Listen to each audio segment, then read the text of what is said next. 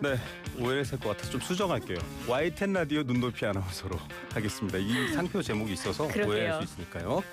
자, 오늘도 박상현 아나운서 스튜디오에 나오셨습니다. 어서 오십시오. 네, 안녕하세요. 박상현입니다. 예, 뭐 여기저기서 눈높이란 단어가 많이 등장하는데 그렇죠. 지금 너무 예쁜 27개월 아이 엄마잖아요. 네. 아이와 눈높이 어떻게 맞추세요? 눈높이를 뭐 어떻게 맞춘다기보다는 그러니까 애쓰지 않아도 맞춰지는 것 같아요. 엄마는 그냥 자동으로 네. 본능적으로 맞춰집니다. 맞아요. 아이가 뭐 말도 안 되는 말 해도 그거에 맞춰서 리액션 다 하게 되고. 알아들으시더라고요. 그러니까 진짜 했는데 물 갖다 주시고. 맞아요. 그죠? 저희도 네. 청취자 여러분들에게 이렇게 대충 말씀하셔도 저희가 딱 알아서 눈높이에 맞춰서 전달드리겠습니다. 네. 자, 첫 번째 소식부터 가볼 텐데요. 자, 뭐 결자 해지 이런 얘기도 나오고 있습니다.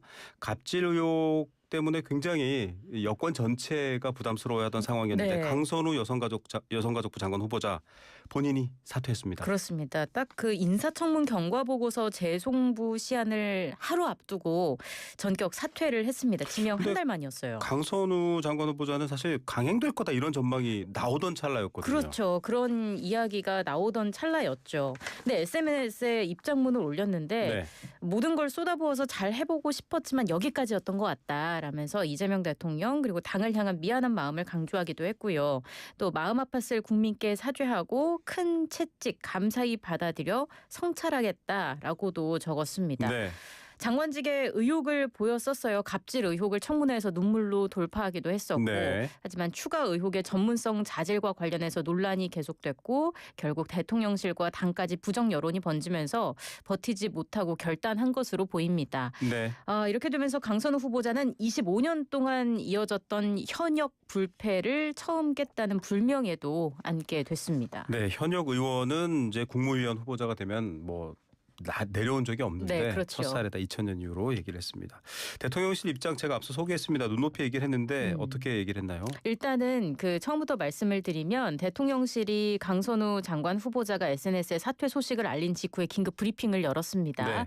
강 후보자가 사퇴 의사를 밝히기 1시간 전에 강훈식 대통령 비서실장한테 연락을 해서 이걸 알렸다고 설명을 했고요. 네. 이어서 강 실장이 이재명 대통령에게 보고를 했는데 이 대통령은 별다른 말을 하지 않았다고 했습니다. 예. 그래서 이 대통령이나 참모진이 강 후보자와 사전에 소통했는지는 알 수 없다면서 국회와 소통을 맡는 우상호 정무수석도 민주당과 상의하지 않았다고 설명을 그러니까 했습니다. 대통령실도 몰랐다 이 얘기네요. 그렇죠.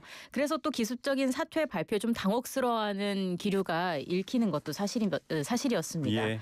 앞서 이진숙 전 교육부 장관 후보자를 지명 철회하면서도 강 후보자에 대해서는 앞서 말씀해 주신 것처럼 임명 강행 의지를 내비쳤었잖아요. 네, 그렇죠. 이 대통령이 강 후보자 인사청문 경과 보고서 재송부를 국회에 요청하면서 사실 뭐 당장 내일 장관직에 앉힐 수도 있는 그런 네. 상황이었기 때문에 대통령의 임명 의지를 엿볼 수 있었거든요.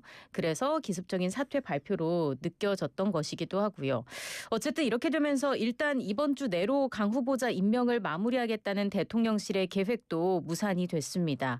한편 대통령실은 인사검증 절차에 대한 문제점도 처음으로 인정을 했어요. 네. 대통령실 내부 참모와 장관 후보자들까지 모두 4명이 잇따라 낙마를 하면서 인사검증 부실이라는 비판을 피하지 못한 건데 대통령실은 국민 눈높이에 맞는 후임자를 찾겠다면서 인사검증 절차의 조속함과 함께 엄정함을 좀 더 갖추겠다고 밝혔습니다. 예. 눈높이는 진짜 높이를 말하는 게 아니라 국민 마음을 잘 이해하는가인데요. 그렇죠. 뭐 정치인들은 다 내세우고 있습니다만 이게 이렇게 잘 맞지 않는 경우에는 또 여러 가지 어려운 상황이 펼쳐집니다.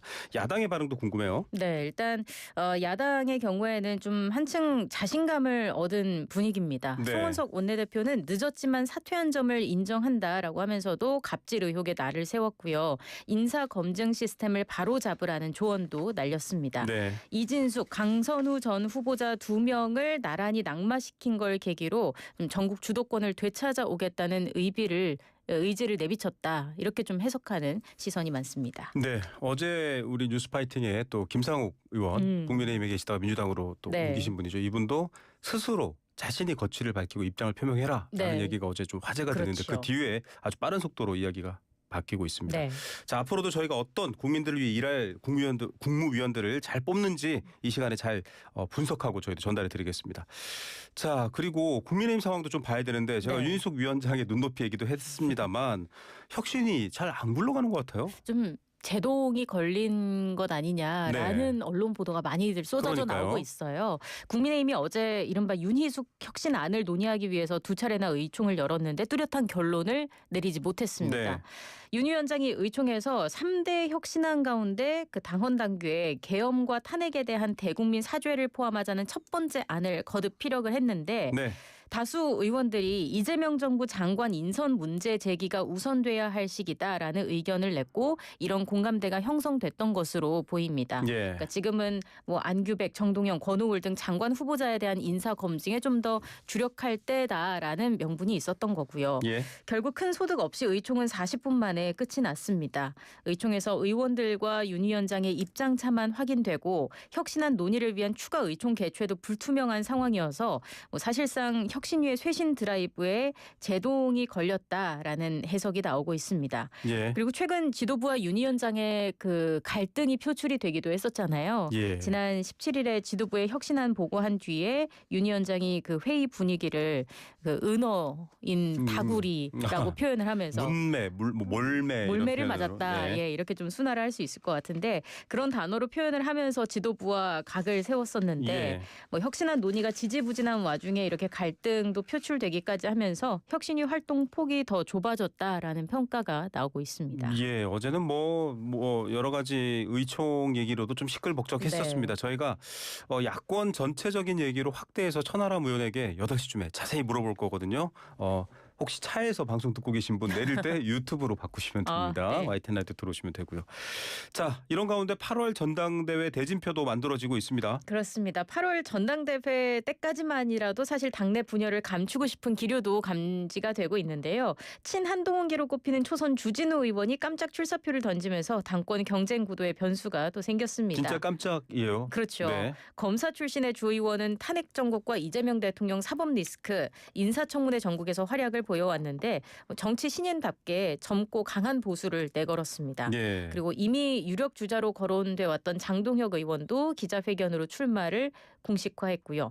뭐 당은 이 앞서 저희가 말씀드린 혁신안보다 전당대회로 좀 시선을 돌리고 싶어하는 그런 눈치이기도 합니다. 예. 혁신위원회는 다음 지도부에게 보고를 하고 활동을 마치는데 큰 호응 없이 마침표를 찍을 거라는 냉담한 시선이 대부분입니다. 예, 주진우 의원에 대해서는 뭐 특검 관련해서 연결해서도 방탄용 출마냐 이런 질문을 하자 전혀 사실이 아니고 관심이 없다 이렇게까지도 얘기를 밝혔다는 거 알려드리겠고요. 네.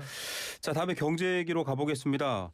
이걸 불어해야 되는지 혹은 조급해야 되는지 모르겠는데 일본과 미국의 관세 협상은 타결됐습니다. 그렇습니다. 미국의 상호관세 부과 시점을 9일 남기고 미국과 일본이 8차 회담 끝에 무역 협상에 합의를 했습니다. 네. 일본에 적용되는 상호관세율은 15%가 됐어요. 네. 네, 트럼프 대통령이 지난 7일 일본에 통보했던 25%보다 10%포인트 낮은 수치인 거고요. 트럼프가 협상 대상이 아니라고 선을 그었던 자동차 관세도 낮췄습니다. 자동차 품목 관세는 기존의 25%에서 12.5%까지 절반으로 낮추되 원래 세율인 2.5%를 합쳐서 최종 15%를 적용하기로 합의를 한 거고요. 네. 대신 일본은 자동차와 트럭, 쌀과 일부 농산물 시장 등을 개방하고 759조 원 규모의 투자에 나서기로 했습니다. 이거는 우리나라 올 한 해 예산 673조 원보다 큰 규모인 네. 것이기도 합니다. 또 품목별 관세 중 철강, 알루미늄은 낮추지 못하고 기존의 50%를 유지하기로 했습니다. 예, 이게 왜 관심이 있냐면요, 여러분. 일본과 미국의 무역, 우리와 미국의 무역도 비슷한 양상이 있습니다. 네, 자동차 그렇습니다. 수출, 뭐 여러 가지 첨단 기술 부분도 마찬가지고요. 우리 정부가 그래서 부담이 클 것 같아요. 그렇죠. 이게 일본의 관세 협상 결과가 우리나라에 그래서 중요한 참고 자료가 될 것으로 보인다는 네. 얘기가 많아요. 산업 구조랑 대미 수출 구조 등 여러 면에서 비슷하기 때문일 텐데. 그렇죠. 게다가 또 일본이 내준 자동차와 쌀 시장 개방, 알래스카 LNG 사업 참여는 미국이 우리나라에 요구하는 맞습니다. 것이기도 하고요. 또 동시에 대미 무역 경쟁국인 일본이 상호 관세와 자동차 관세를 15%로 낮춘 만큼 우리도 이만큼 혹은 이것보다 더 나은 결과를 낼 수 있을지 될지도 좀 지켜볼 대목입니다. 네. 한미 관세 협상의 중대 분수령은 현지 시간 오는 25일에 열릴 2+2 고위급 통상협의가 될 것으로 보입니다. 네. 구윤철 경제부총리와 여한구 통상교섭본부장이 스콧 베센트 미 재무부 장관 그리고 제이미슨 그리어 무역대표부 대표와 사실상 최종 담판에 나서게 되는 건데요. 네. 협상 시한이 열흘도 채 안 남은 상황에서 다른 나라보다 불리해서는 안 된다라는 우리 정부의 방침이 관철될 수 있을지 지켜봐야 할 것 같습니다. 맞습니다. 방위비부터 시작해서 여러 가지 압박 카드를 미국이 쓰고 있는데 네. 어떻게 또 미국을 설득하면서 우리의 이득을 가져올지 뭐 외교의 정답은 없고요. 승패가 네. 없으니까 지켜봐야 될 것 같습니다.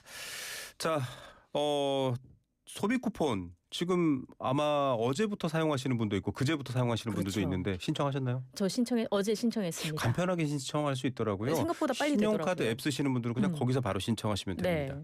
자, 그런데 이게 뭔가 소비와 또 내수 경기 회복에 마중물이 될 거다라는 기대도 있었음에도 불구하고 조금 노이즈, 아주 불협화음이 하나 나왔습니다. 그렇습니다. 이게 선불 카드를 주는 경우에 금액대별로 색깔을 구분했는데 이게 조금 인권적인 문제도 있다고요. 그렇죠. 지난 21일부터 이제 1차 지급을 시작하면서 충전 금액에 따라서 카드 색상을 다르게 해서 배부를 했는데 이게 논란이 광주시. 된 겁니다. 광주시에서 네.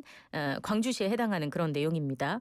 분홍색, 연두색, 남색 이렇게 세 가지 색깔이 있었던 거예요. 네. 그래서 1인당 18만 원을 받는 일반 시민은 분홍색 카드, 네. 33만 원이 지급되는 차상위 계층과 한부모 가족은 연두색 카드, 그리고 43만 원이 지급되는 기초생활수급자는 남색 카드를 받았고 네. 카드 하단에 충전 금액까지 표기가 돼 있었던 겁니다. 예, 수도권 청취자분들은 왜 18만 원이야라고 하실 텐데요. 그렇죠. 비수도권 지역은 3만 네. 원 더 드리고 있습니다. 그렇습니다. 그래서 지급받은 카드 색상만으로도 사용자의 소득 수준이나 취약계층 여부를 알아차릴 수 있게 해 놓은 거잖아요. 그래서 당연히 낙인 효과라는 그 논란이 생겼던 거죠. 맞습니다. 우리가 뭐 불안빈, 환불균 이런 말도 있지만 못 먹는 것보다 서럽게 먹는 거 더 싫거든요. 그렇죠. 그런 부분들에 대해서 좀 부족한 부분이었는데 대통령도 즉각 시정 지시했다고요. 그렇습니다. 공급자 중심의 행정 편의주의적 발상이고 인권 감수성이 매우 부족한 조치라고 하면서 네. 즉각 시정을 지시했습니다. 그래서 행정안전부는 지자체 선불카드에 대한 전수조사를 시행했고요. 부산, 광주 등에서 제작된 문제의 선불카드 등에서는 스티커를 붙이는 등 카드 색상이 드러나지 않도록 조치를 네. 했습니다. 강유정 대변인은 앞으로도 소비 쿠폰 발급과 지급, 사용 과정에서 나타난 문제점이나 국민 불편 사항은 빠르게 개선해 나가겠다고 강조를 했습니다. 광주시도 즉각 사과문을 발표하면서 빠른 시정을 약속했는데요. 앞서 말씀드린 것처럼 소비 쿠폰 카드 색상을 가릴 목적으로 붙일 분홍색 스티커 한 네. 2만여 장을 제작을 해서 행정기관에 배부를 했는데 여기서 또 문제가 하나 발생을 했습니다. 이 스티커를 붙이는 게 야. 결국에는 공무원의 몫이 된 거잖아요. 네. 근데 이 퇴근 직전인 오후 6시쯤에 스티커 네. 부착 관련 지침이 공지가 내려졌다고 합니다. 그래서 동행정복지센터 직원들은 스티커 배송 예정 시간인 오후 9시까지 대기를 하고 배송 시점부터 부착 작업에 나서달라고 공지가 내려왔던 겁니다. 예. 공직사회에서 당연히 반발이 터져 나왔죠. 최근 폭우 피해 같은 긴급 재난 비상근무 대기와 또 뒤이은 복구 작업에 이어서 소비 쿠폰 수정 작업까지 업무량이 과도한 상황이라는 것이었습니다. 이와 관련해서 공무원 노조는 오늘 비판 성명도 발표할 예정이라고 하고요. 한편 광주시는 직원들에게 사과의 뜻을 전했다고 합니다. 앞으로 예. 이런 사태가 재발하지 않도록 스스로 점검하는 계기로 삼겠다고 밝혔습니다. 또 한 번 국민들 눈높이에 안 맞는 일이 벌어졌는데요. 이번 일을 계기로 뭐 도움 주니까 다 좋은 거 아니야가 아니라 도움 줄 거면 섬세하게 그 사람의 마음과 눈높이에 맞춰서 뭐 중요합니다. 도움이든 어떤 정책이든 마찬가지입니다. 네. 좀 그런 것들을 오늘 계속 눈높이로 제가 밀고 갈 것 같은데요. 역시 오늘도 아침에 눈높이에 딱 맞춘 뉴스들 여러분 어떠셨습니까? 박상현 아나운서가 전해줬습니다. 감사합니다. 고맙습니다. 울림이 계속되는 모든 것들을 우리는 명작이라고 부른다. 지금도 시간이 지나도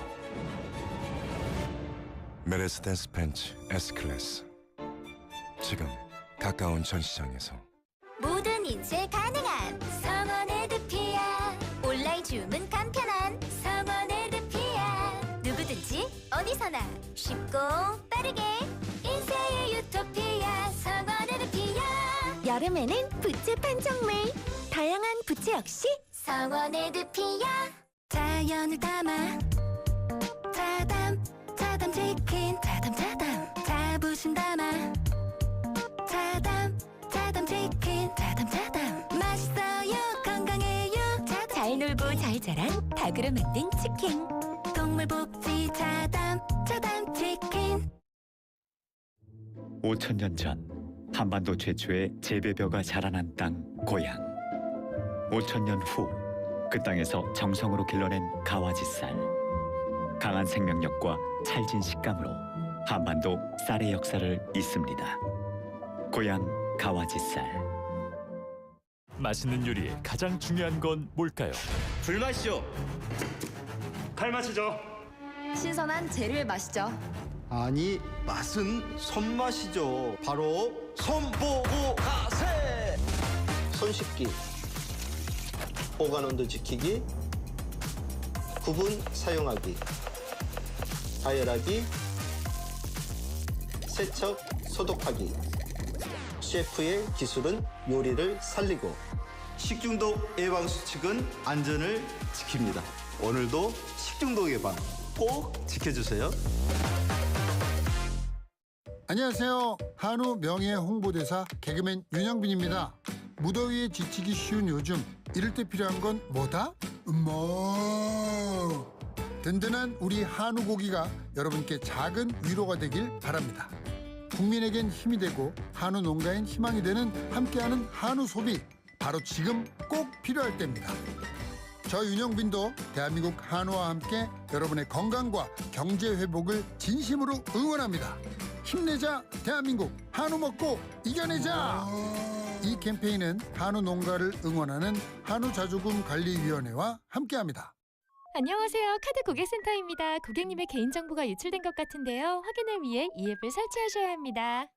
혹시 이런 전화를 받아보신 적 있으신가요? 익숙한 카드사, 친절한 상담원, 믿을만해 보여도 이건 보이스피싱입니다. 어떤 기관도 절대 앱 설치를 요구하지 않습니다. 카드 배송과 고객센터를 사칭해 앱 설치를 유도하는 보이스피싱. 최근 가장 피해가 급증한 금융사기 수법입니다. 의심스러운 전화는 즉시 끊고 금융기관이나 112, 경찰에 신고하세요.